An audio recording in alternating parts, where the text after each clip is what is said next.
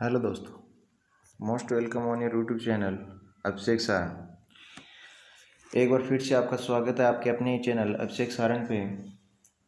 इस वीडियो के अंदर हम चर्चा करने वाले हैं स्क्वायर के बारे में। पिछले में हमने रेक्टेंगल के बारे में देखा था।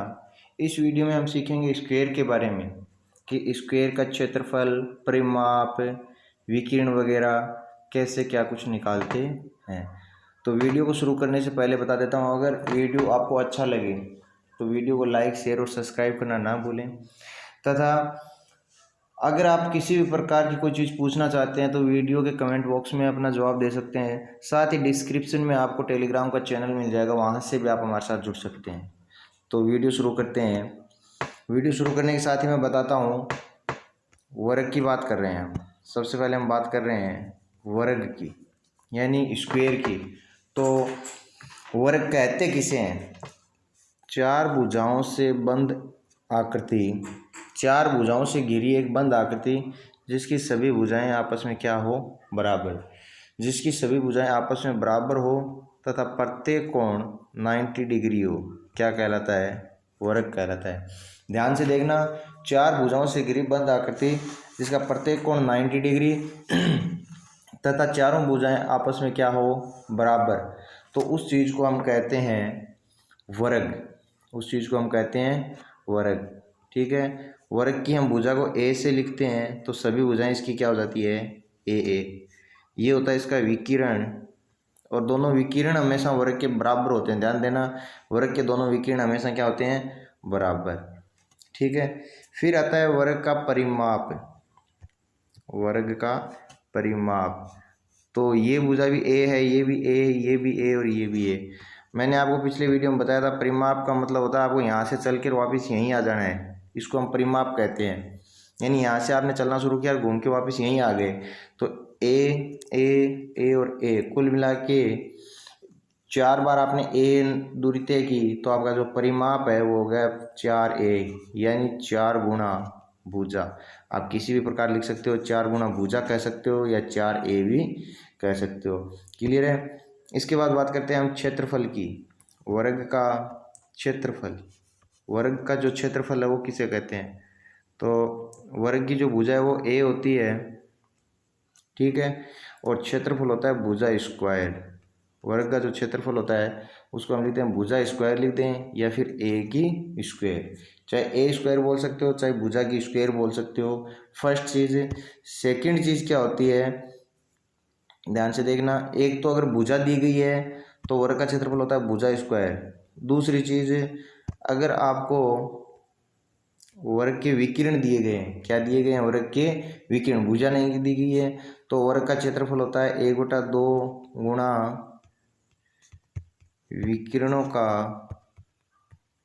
गुणनफल। विकिरणों का गुणनफल। ध्यान रखना, दोनों विकिरणों का गुणनफल करके और उसमें 2 का भाग दे देते हैं या फिर 1/2 से गुणा कर देते हैं, तो क्या आ जाता है हमारे पास? वर्ग का क्षेत्रफल। क्लियर है। उसके बाद ये जैसे वर्ग है, इसकी भुजा ए है। भुजा कितनी है? ए। अगर इसका विकिरण निकालना हो, क्या निकालना हो? विकिरण। तो विकिरण का सूत्र होता है, विकिरण का जो सूत्र होता है वो होता है √2 गुणा भुजा। विकिरण का सूत्र होता है √2 गुणा भुजा। अर्थात वर्ग का विकिरण भुजा से √2 गुणा ज़्यादा होता है, तो इसका हो जाएगा √2a। इस वर्ग का विकिरण हो जाएगा √2a। क्लियर है। यहाँ तक मेरे हिसाब से किसी को कोई दिक्कत नहीं होनी चाहिए। फिर आगे देखो, थोड़ी सी कंपटीशन एग्जाम की दृष्टि से जो इम्पोर्टेंट चीज़ है वो अभी आती है। देखो, एक वर्ग है, ठीक है, जिसकी भुजा a मीटर है, जिसकी भुजा a मीटर है। इसके चारों ओर आपको x मीटर चौड़ाई का एक रास्ता बनाना है, एक मार्ग बनाना है चारों ओर, जिसकी चौड़ाई है x मीटर। कितनी है? x metre. तब इस स्थिति में आपसे पूछता है कि ये जो मार्ग है इसका क्षेत्रफल कितना होगा? इस मार्ग का क्षेत्रफल कितना होगा? तो उसका हम सूत्र लगाएंगे 4x a + x। ध्यान देना, ये जो वर्ग की परिमाप दी गई थी इसके चारों ओर बाहर एक मार्ग बनाना है तो 4a प्लस एक्स। सेकेंड स्थिति में आपसे ये कह सकता है कि ये वर्ग था, इसके अंदर की साइड एक मार्ग बनाना है जिसकी चौड़ाई कितनी है, x है, और ये आपका a भुजक है। तब ध्यान रखना आपका सूत्र लग जाएगा मार्ग का क्षेत्रफल का 4x a माइनस एक्स।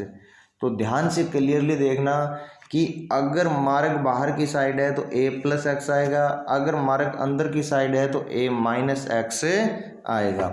बस दोनों में इतना ही चेंज है, इसके अलावा किसी भी प्रकार का कोई आपका चेंजमेंट नहीं है।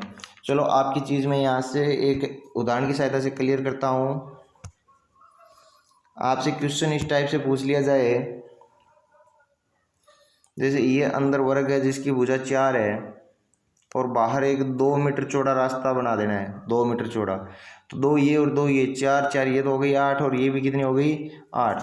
हम अपने हिसाब से अगर इसका क्षेत्रफल निकालें मार्ग का, तो बाहर वाले वर्ग में से अंदर वाला घटाएंगे तो 8 की स्क्वायर 64 है और 4 की स्क्वायर 16, तो हमारा कितना हो गया 18 में से 14 में से 6 गया 8 है और 5 में से 1 गया 4, 48 आता है। और हमारे सूत्र से क्या आता है, सूत्र हमारा रहेगा 4x a plus x. 4 x का मान कितना है 2, a का मान 4 प्लस x का मान कितना है 2, 4 दूनी 8 और 4 और 2 6, तो 8 6 48 यानी 48। दोनों स्थिति में 48 आता है ना। तो मेरे हिसाब से यहाँ से ये चीज़ आपकी क्लियर हो गई, किसी को किसी भी प्रकार का कोई कन्फ्यूजन नहीं होना चाहिए, ठीक है। उसके बाद एक चीज़ और बता देता हूँ, ध्यान रखना, जैसे मान लो ये एक वर्ग है और ये एक आयत है, ये एक वर्ग है और ये एक आयत है। परिमाप दोनों का मान लीजिए बराबर हो, परिमाप इसका भी और परिमाप इसका भी, दोनों परिमाप क्या है अगर बराबर हैं, अगर एक वर्ग और एक आयत के परिमाप अगर समान है तो क्षेत्रफल हमेशा इसका ज़्यादा होगा, किसका, वर्ग का।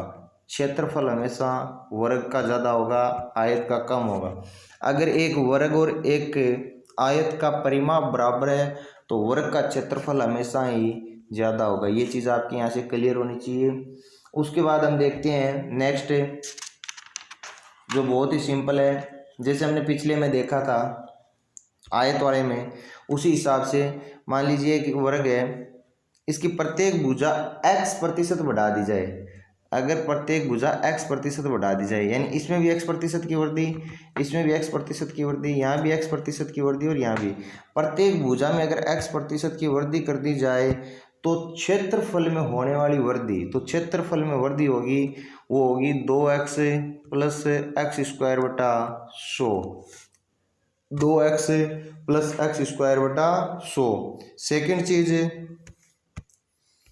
अभी हमने यहाँ प्रत्येक भुजा में x% की वृद्धि की थी तो हमारा आया था 2x प्लस एक्स स्क्वायर बटा 100, ये क्षेत्रफल में वृद्धि हुई।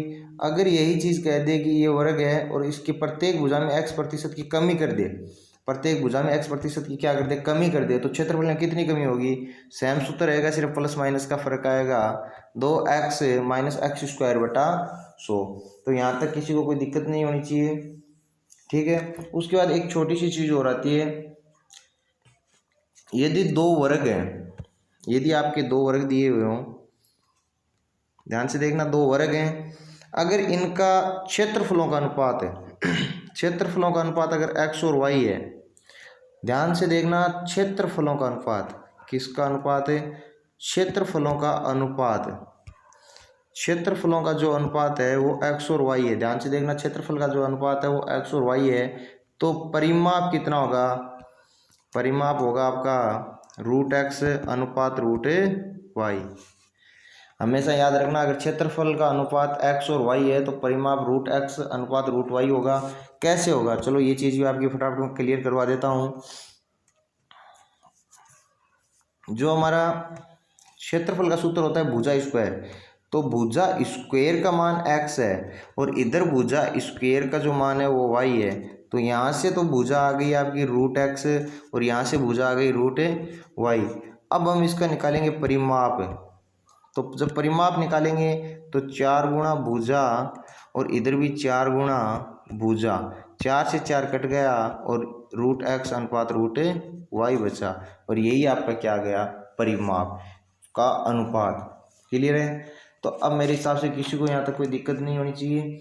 अगर आपको ये जानकारी अच्छी लगी हो तो वीडियो को लाइक करना, वीडियो को चैनल को सब्सक्राइब करना और आगे से आगे इस वीडियो को पहुंचाना। और अदर टॉपिक पे आपको किसी भी चीज़ की कोई जानकारी चाहिए तो वो आप कमेंट बॉक्स में जानकारी लिख सकते हो।